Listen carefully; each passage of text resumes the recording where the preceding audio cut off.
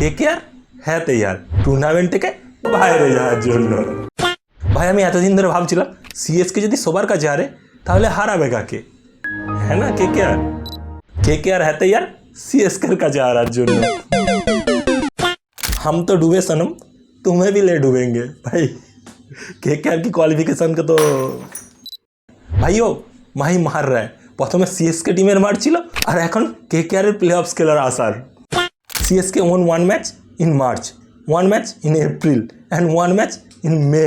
भाई 3 मासे 3টে জিত। भाई एज ए माई फैन আমি চাই आईपीएल 9 মাস ধরে হোক, তবেই না सीएसके 18 পয়েন্টের সাথে কোয়ালিফাই করতে পারবে। CSK in auction joker, CSK in replacement gangster. ভাই समझा करो सीएसके আলাদাই চক্রবিউহ আসছে।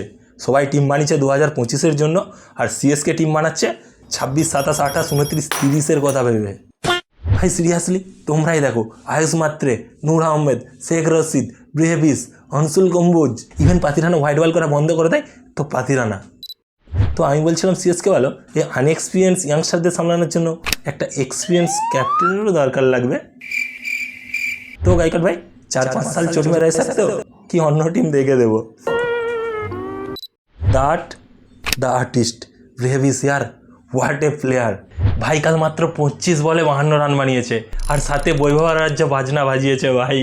একবারে 30 রান, 6-4-4, 6-6-4। ভাই বাকি সব তো ঠিকই আছে, শুধু আমি এটা বুঝতে পারছি না এই ব্রেভিস এতটা ক্রাউড পুল করে কি করে। ভাই প্রথমবার খেলছে सीएसके হয়ে অ্যান্ড ক্রাউড পুল করছে দেখো, just like MS Dhoni and he deserve it. Brevis ভাই শুনলো सीएसके টিমে একজন প্লেয়ারই ক্রাউড পুল করা অ্যালাউড আছে আর ওটা মাই ভাই। Brevis in this IPL against SRH 42 run, against Punjab 32 run, against RCB 0 আর কালকের ম্যাচে কেকেআরের এগেনস্টে 25 বলে 52 রান। অ্যান্ড सीएसके এই ম্যাচ জেতার পিছনে যতটা হাত ব্রেভিসের আছে ততটাই হাত বৈভব আরোরারও আছে।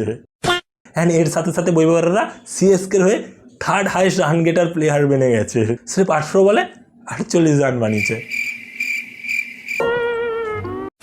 उम्र भर गाली बेबुल करता रहा, इम्पैक्ट प्लेयर ऑपोजिशन में था और रिप्लेसमेंट साइन करता गया।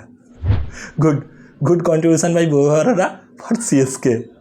অ্যান্ড উর্বিল প্যাটেল ভাই হোয়াট এ ড্রিম ডেবিউ। ভাই 31 রান বানিয়েছে মাত্র 11 বলে। বাট सीएसके টিমে এমনও প্লেয়ার্স আছে যারা 11টা বল শুধু নেচেই কাটিয়ে দেয়।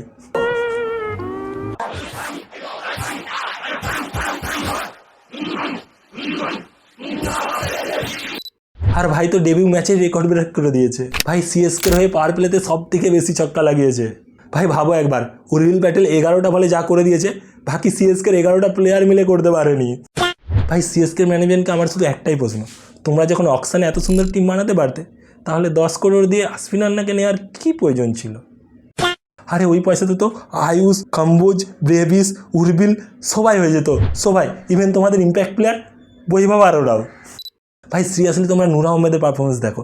নূর আহমেদ এই ম্যাচে 4টে উইকেট নিয়েছে আর পুরো সিজনে 20টা উইকেট নিয়েছে 12টা ম্যাচে।